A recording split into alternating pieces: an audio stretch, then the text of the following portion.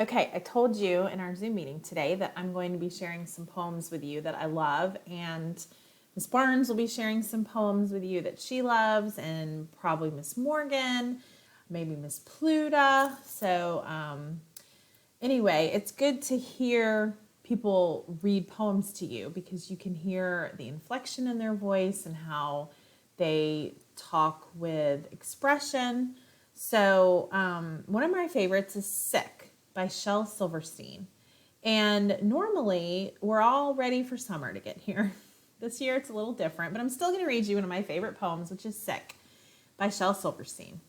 I cannot go to school today, said little Peggy Ann McKay. I have the measles and the mumps, a gash, a rash, and purple bumps. And, oh, my mouth is wet, but my throat is dry. I'm going blind in my right eye. My tonsils are as big as rocks. I've counted 16 chicken pox. And, oh, there's one more. That's 17. And don't you think my face looks kind of green? My leg is cut. My eyes are blue. It might be instamatic flu. I cough and sneeze and gasp and choke. Oh, I think my left leg is broke. My hip hurts when I move my chin. My belly button's caving in. My back is wrenched. My ankle's sprained. My appendix pains each time it rains. My nose is cold and my toes are numb and I have a sliver in my thumb. My neck is stiff and my voice is weak and I can hardly even whisper when I speak. My tongue is filling up my mouth and I think my hair is falling out. My elbows bent, my spine ain't straight, my temperature is 108, my brain is shrunk, I cannot hear.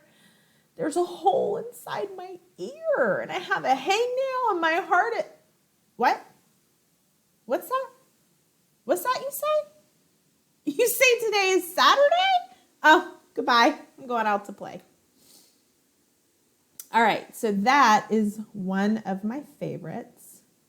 Now, the next one is another Shel Silverstein one. He's one of my faves. And this one is Sarah Cynthia Sylvia Stout would not take the garbage out. So raise your hand if you hate taking the garbage out. That's probably one of your chores. So this girl, Sarah Cynthia Sylvia Stout, also does not like taking the garbage out. She actually would not take the garbage out. So let's see what this one says. Again, it is by Shel Silverstein in one of his books.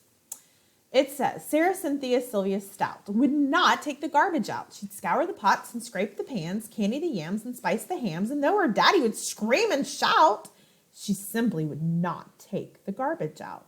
And so it piled up to the ceilings, coffee grounds, potato peelings, brown bandanas, rotten peas, chunks of sour cottage cheese. It filled the can, it covered the floor, it cracked the window and blocked the door.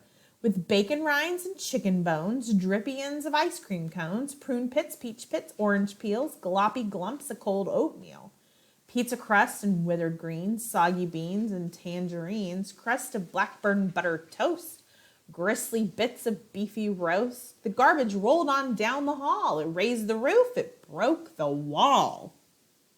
Greasy napkins, cookie crumbs, globs of gooey bubble gum, cellophane from green bologna, rubbery, blubbery macaroni, peanut butter caked in dry, curdled milk and crust of pie, moldy melons, dried up mustard, eggshells mixed with lemon custard, cold French fried and rancid meat, yellow lumps of cream of wheat.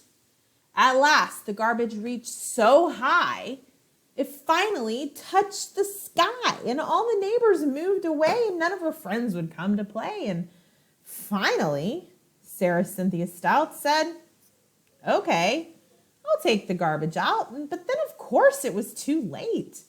The garbage reached across the state, from New York to the Golden Gate, and there in the garbage she did hate.